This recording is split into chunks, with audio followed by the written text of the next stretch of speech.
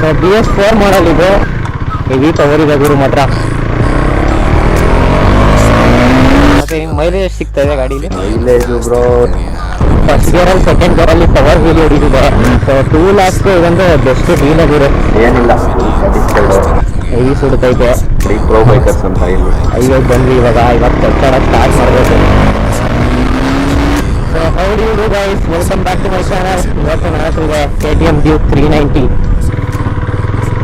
So BS4 model ಇದು, 2017 model. ಇದರಲ್ಲಿ quick shifter ಮತ್ತು ಆಟೋ ಬ್ಲಿಪ್ಪರ್ ಎಲ್ಲ ಬರಲ್ಲ. ಬಟ್ ರೈಡ್ ಬೈ ವೈರ್ ಕೊಟ್ಟವನೆ. ಟ್ರಾಕ್ಷನ್ ಕಂಟ್ರೋಲ್ ಇಲ್ಲ ಅನಿಸುತ್ತೆ mostly. But ride by wire ಕೊಟ್ಟವನೆ. ಟೋಟಲ್ ರೆಸ್ಪಾನ್ಸ್ ಕ್ವಿಕ್ ಇದೆ, ಸ್ವಲ್ಪ ಹೆವಿ ಪವರ್ ಇದೆ ಗುರು ಮಾತ್ರ.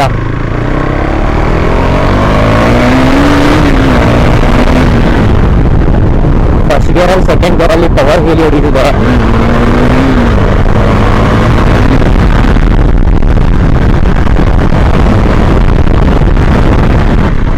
ಸೊ ಈ ಗಾಡಿ ಬಂದ್ಬಿಟ್ಟು ಸೆಕೆಂಡ್ ಹ್ಯಾಂಡ್ ಪರ್ಚೇಸ್ ಮಾಡಿರೋದು. ಗಾಡಿ ಓನರ್ ಪಂಚಾಕ್ಷರಿ ಅಂತಿದ್ದಾರೆ, ಅವ್ರ ಹತ್ರ ಮಾತಾಡೋಣ ನಾವು. ಗಾಡಿ ಓವರ್ ವ್ಯೂ ತೋರಿಸ್ಬೇಕಾರೆ ಅವ್ರನ್ನೇ ಕೇಳೋಣ ಎಷ್ಟು ತಗೊಂಡ್ರಂತ. 2 lakhs ತಗೊಂಡಿದ್ದಂತ ಹೇಳಿದ್ರು. ಸೊ 2 lakhsಗೆ ಇದೊಂದು ಬೆಸ್ಟ್ ಡೀಲ್ ಆಗಿರೋ. ಓವರ್ ಕಿಲ್ ಪ್ರೈಸ್ ಮಾತ್ರ.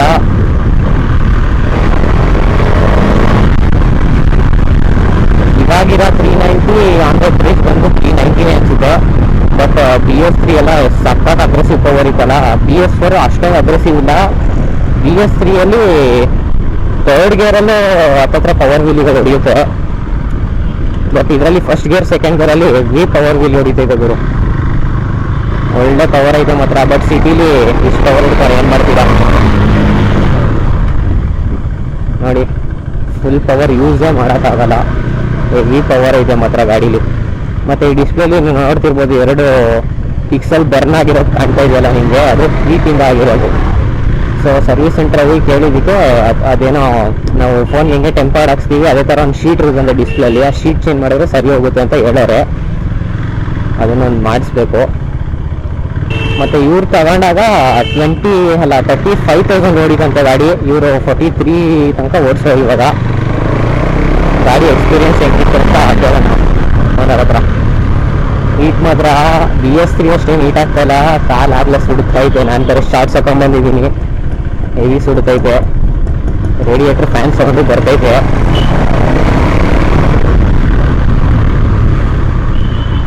ಈ ಫ್ಯಾನ್ ಸೌಂಡ್ ಮಾತ್ರ ಕೇಳಕ್ಕೆ ಸಾಕಾಗಿರುತ್ತೆ ಬಿಟ್ಟು. ಐವತ್ತು ಬಂದ್ವಿ ಇವಾಗ ಕಚ್ಚಡ ಸ್ಟಾರ್ಟ್ ಮಾಡಬೇಕು.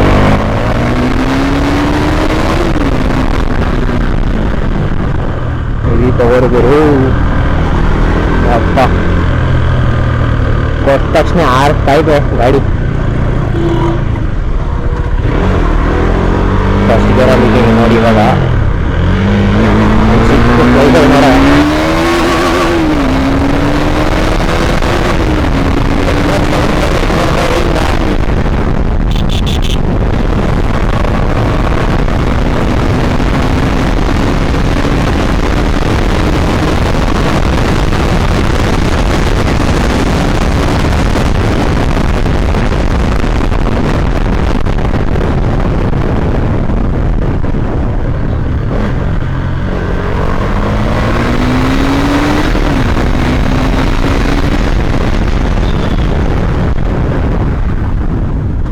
ಒಳ್ಳೆ ಕಿಕ್ಕು ಗುರು. ತಲೆಗೆ ಹಂಗೆ ಅಡ್ರೆನಲಿನ್ ಏರ್ತಾ ಇರುತ್ತೆ.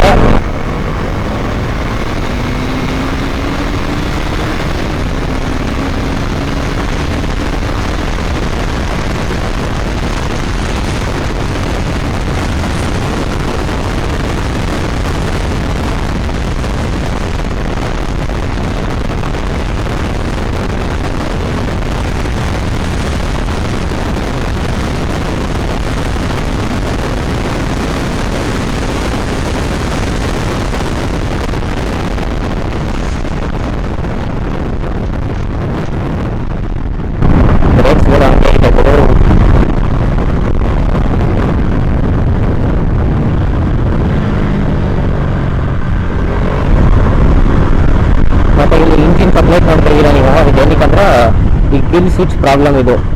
ಕಿಲ್ ಸ್ವಿಚ್ ಡೈರೆಕ್ಟ್ ಆಗಿಬಿಡೈತೆ. ಕ್ಲಚ್ ಹಿಡಿದ ತಕ್ಷಣ ಗಾಡಿ ಸ್ಟಾರ್ಟ್ ಆಗುತ್ತೆ. ನಾವು ಸೆಲ್ಫ್ ಬಟನ್ ಇದು ಮಾಡೋಂಗೆ ಇಲ್ಲ.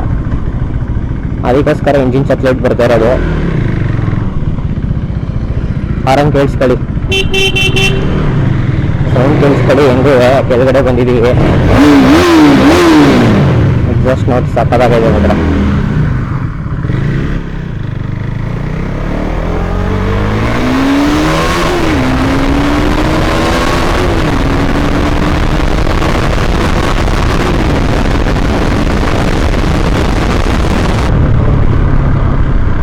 ಸೊ ಇದರಲ್ಲಿ ಇವಾಗ ವೈಬ್ರೇಟ್ ಬ್ರೇಕ್ಸ್, ನಮಗೆ ಬ್ರೇಕ್ ಬೇಕಾದ್ರೆ ಸಗದಾಗೈತೆ.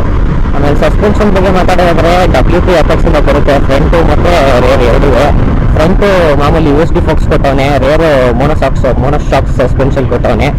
ಮತ್ತು ಇದರಲ್ಲಿ ಬರೋದು ಅಡ್ಜಸ್ಟಬಲ್ ಸಸ್ಪೆನ್ಷನ್ನು. ಫ್ರಂಟು 5 ಸೆಟ್ ಕಂಪ್ರೆಷನ್ ಮತ್ತು ರೀಬೌಂಡ್ ಅಡ್ಜಸ್ಟ್ಮೆಂಟ್ಸ್ ಇದೆ. ಮತ್ತು ರೇರು 5 ಸೆಟ್ ಕಂಪ್ರೆಷನ್ ಅಡ್ಜಸ್ಟ್ಮೆಂಟ್ ಇದೆ. ಆಮೇಲೆ 10 ಸೆಟ್ ಇದು ಪ್ರೀಲೋಡ್ ಅಡ್ಜಸ್ಟ್ಮೆಂಟ್ ಇದೆ. ಕಂಫರ್ಟಬಲ್ ಆಗಿದೆ ಸಸ್ಪೆನ್ಷನ್ನು. ಅಂದರೆ ಅಷ್ಟೊಂದೇನು ಸ್ಟಿಫ್ ಆಗೂ ಇಲ್ಲ, ಅಷ್ಟೊಂದು ಸ್ಮೂತ್ ಆಗೂ ಇಲ್ಲ.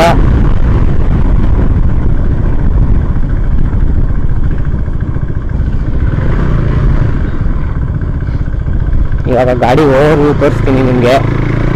ಇದೊಂದು ಅಬ್ಯಾಂಡೆಂಡ್ ಹೈವೇ ಇದೆ. ಇಲ್ಲಿ ಹೋಗ್ಬಿಟ್ಟು ಫುಲ್ಲು ಗಾಡಿ ಓವರ್ ವ್ಯೂ ನೋಡೋಣ. ಮತ್ತು ನಮ್ಮ ಓನರ್ ಹತ್ರ ಮಾತಾಡೋಣ, ಮೈಲೇಜ್ ಎಷ್ಟು ಸಿಗ್ತದೆ ಅವ್ರಿಗೆ ಅಂತೆಲ್ಲ.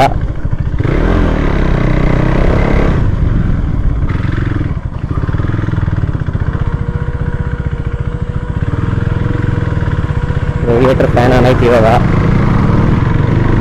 ಸೌಂಡು ಕೇಳಿಸಲ್ಲ ಅನ್ಕೊತೀನಿ ನಿಮಗೆ, ಬಟ್ ಇನ್ ಪರ್ಸನ್ ಫೀಲ್ ಮಾಡಬೇಕು ನೀವು. ರೇಡಿಯೇಟರ್ ಫ್ಯಾನ್ ಸೌಂಡು ಒಳ್ಳೆ ಹೆವಿ ಇಂಚಿನ ಥರ ಫೀಲ್ ಆಗುತ್ತೆ. ನನಗಂತೂ ಇಷ್ಟ ರೇಡಿಯೇಟರ್ ಫ್ಯಾನ್ ಸೌಂಡು. ಕಾರಲ್ಲೆಲ್ಲ ಕೇಳಿ ಸಾಕಾಗಿರುತ್ತೆ. ಕಾರಲ್ಲಿ AC ಆನ್ ಮಾಡಿದ ತಕ್ಷಣ ಆನ್ ಆಗುತ್ತೆ ರೇಡಿಯೇಟರ್ ಫ್ಯಾನ್. ಸೊ ನಿಮ್ಗೆ ಇವಾಗ ಗಾಡಿ ಓವರ್ ವ್ಯೂ ತೋರಿಸ್ಬಿಡ್ತೀನಿ ಯಾವ್ದು ಹೆಂಗಿದೆ ಅಂತ.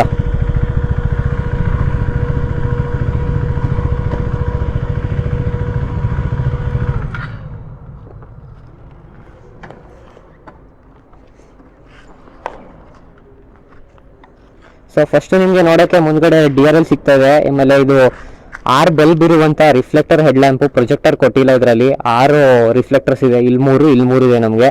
ಆಮೇಲೆ ಇದು WP ಅಪೆಕ್ಸ್ ಇಂದ USD ಫೋಕ್ಸು, ಅದು ಹೇಳಿದ್ನಲ್ಲ ಆಗಲೇ ನಿಮಗೆ ಅದೇ ಥರ. ಮತ್ತು KTM OG orange colour tyres ಬರುತ್ತೆ.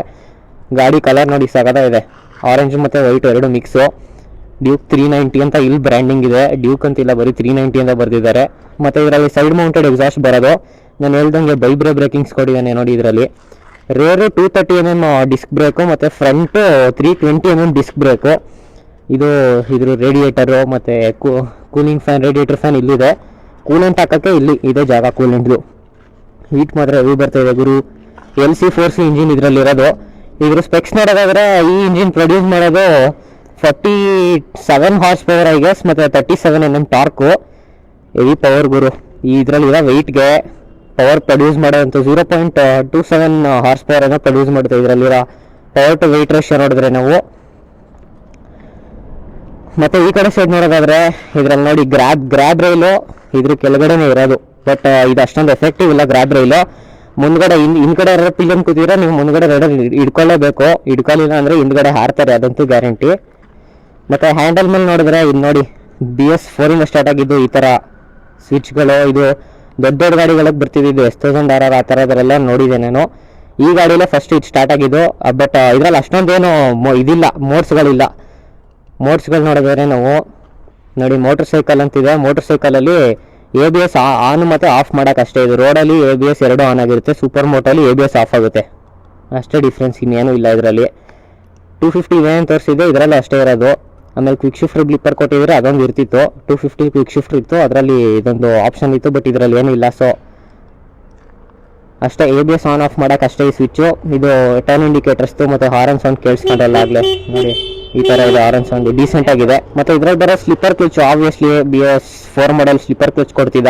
ಸೊ ಇವಾಗ ನಮ್ಮ ಓನರ್ ಹತ್ರ ಕೇಳೋಣ ಮೈಲೇಜ್ ಎಷ್ಟು ಸಿಗ್ತದೆ, ಅವ್ರು ಎಷ್ಟಕ್ಕೆ ಪರ್ಚೇಸ್ ಮಾಡಿದ್ದು, ಮತ್ತು ಅವ್ರ ಗಾಡಿ ಸ್ಯಾಟಿಸ್ಫೈಡ್ ಇಲ್ವಾ ಅಂತ. ಇಲ್ಲಿದ್ದಾರೆ ನಮ್ಮ ಓನರು ಪಂಚಾಕ್ಷರಿ ಅವರು. ಆಮೇಲೆ ಬ್ರೋ ಎಷ್ಟಕ್ಕೆ ತಗೊಂಡ್ರಿ ಗಾಡಿನ ನೀವು? ನಾನು ತಗೊಂಡಾಗ 1.86 ಲ್ಯಾಕ್ಸು. ಹಾಂ. 1.86 ಲ್ಯಾಕ್ಸು. ಹ್ಞೂ ಗಾಡಿ ಏನಿಲ್ಲ ಸ್ಯಾಟಿಸ್ಫೈ ಆಗಿದೆ. ಹ್ಞೂ ಒಂದ್ಸಲ ಸ್ಟೇಷನ್ಗೂ ಹೋಗಿತ್ತು. DB ಕಿಲ್ಲರು ಹೊಸ್ದಾಗಿ ಹಾಕ್ಸಿರೋದು ಇದು. ಹಾಂ. DB ಕಿಲ್ಲರ್ ಇರಲಿಲ್ಲ ಬೈಕಲ್ಲಿ, ಸೌಂಡ್ ಜಾಸ್ತಿ. Sound okay okay. Extra alteration ಮಾಡಿಸಿರೋದು. ಹ್ಞೂ. ಆಮೇಲೆ ಇದು ಬ್ರೇಕ್ ಲೈಟು ಎಲ್ಲ ನಾನೇ ಹಾಕ್ಸಿರೋದು ಮುಂದೆ. ಟೈಲ್ ಲ್ಯಾಂಪ್ ನೀವೇ ಹಾಕ್ಸಿದ್ದಾ? ಇದು ಟೈಲ್ ನಾನೇ ಹಾಕ್ಸಿರೋದು. ನಾನೇ ಹೊಸ್ದಾಗಿ ಪರ್ಚೇಸ್ ಮಾಡಿ ಪ್ರೋ ಬೈಕರ್ಸ್ ಅಂತ ಇಲ್ಲಿ ಹಾಂ ಹಾಂ ಹಾಂ ಅಂಡರ್ಫೀಟ್ ರೋಡಲ್ಲಿ ಸಿಗುತ್ತಲ್ಲ ಅಲ್ಲಿ ಮಾಡಿಸಿರೋದು. ಎಲ್ಲ ನಾನೇ ಒಂದು ಸ್ವಲ್ಪ ಎಕ್ಸ್ಟ್ರಾ ಮಾಡಿಸ್ಕೊಂಡಿದ್ದೀನಿ. ಓಕೆ. ಲುಕ್ ಇಷ್ಟ ಆಗಲಿಲ್ಲ, ಅದಕ್ಕೋಸ್ಕರ ಟೈಲ್ ಟಿಡಿ ಎಲ್ಲ ಮಾಡಿಸಿದ್ದೀನಿ. ಮತ್ತು ನಿಮ್ಗೆ ಮೈಲೇಜ್ ಎಷ್ಟು ಸಿಗ್ತಾಯಿದೆ ಗಾಡೀಲಿ? ಮೈಲೇಜು ಬ್ರೋ ನಾವು ಓಡಿಸಿದ ಮಟ್ಟಿಗೆ, ನಾನೀಗ ಓಡಿಸಿರೋ ಮಟ್ಟಿಗೆ 22 ಸಿಗ್ತಾ ಇದೆ. ಇಲ್ಲ ಅಂದರೆ 18-19 ಅಷ್ಟೇ. ಆರಾಮಾಗಿ ಓಡಿಸಿದ್ರೆ 22 ಸಿಗುತ್ತೆ. 22-24ವರೆಗೂ ಆರಾಮಾಗಿ ಸಿಗುತ್ತೆ. ಓಕೆ. ನಾವು ಚೆಚ್ಚಿ ಬಡ್ದಾಕ್ತೀನಿ ಅಂದರೆ 18-19 ಅಷ್ಟೇ ಮೈಲೇಜೇ ಬರೋಲ್ಲ. 18-19 ಆದರೂ ಕೊಡುತ್ತಾ? ಕೊಡುತ್ತೆ. ಚೆಚ್ಚಾಕ್ತೀನಿ ಅಂದರೆ ಅಷ್ಟು ಕೊಟ್ಟರೆ ಪರವಾಗಿಲ್ಲ, ಓಡಿಸ್ಬೋದು. ಮತ್ತು ನೀವೆಲ್ಲ ಸ್ಯಾಟಿಸ್ಫೈಡಾ ಗಾಡೀಲಿ? ಏನಿಲ್ಲ, ಫುಲ್ ಸ್ಯಾಟಿಸ್ಫೈಡು. ಒಂದು ಸಣ್ಣ ಪುಟ್ಟ ಖರ್ಚಿದೆ ಗಾಡೀಲಿ, ಅದು ನೆಕ್ಸ್ಟ್ ಮಂತ್ ಮಾಡಿಸ್ಕೊತೀನಿ. ಅದು ಬಿಟ್ಟರೆ ಏನೇನಿಲ್ಲ. ಡಿಸ್ಪ್ಲೇದೊಂದು ಚೇಂಜ್ ಪಾಕೆಟ್ ಹಾಕ್ಸ್ಬೇಕು, ಟೈರ್ ಹಾಕ್ಸ್ಬೇಕು. ಫುಲ್ ಹೋಗ್ಬಿಟ್ಟಿದೆ ಹಿಂದೆ ಟೈರು. ಹಾಂ ನೋಡಿ, ಎಲ್ಲ ಫುಲ್ಲು ಸಮದೋಗಿದೆ, ಸ್ವಲ್ಪ ಅಷ್ಟೇ ಲೈಫ್ ಇರೋದು. ಟೈರ್ ಹಾಕ್ಸ್ಬೇಕು ಅಷ್ಟೇ. ಕಿಲ್ ಸ್ವಿಚ್ ಒಂದು, ಡಿಸ್ಪ್ಲೇ, ಒಂದು ಟೈರ್ ಹಾಕ್ಸ್ಬಿಟ್ರೆ ಏನೂ ಇಲ್ಲ ಗಾಡಿಗೆ.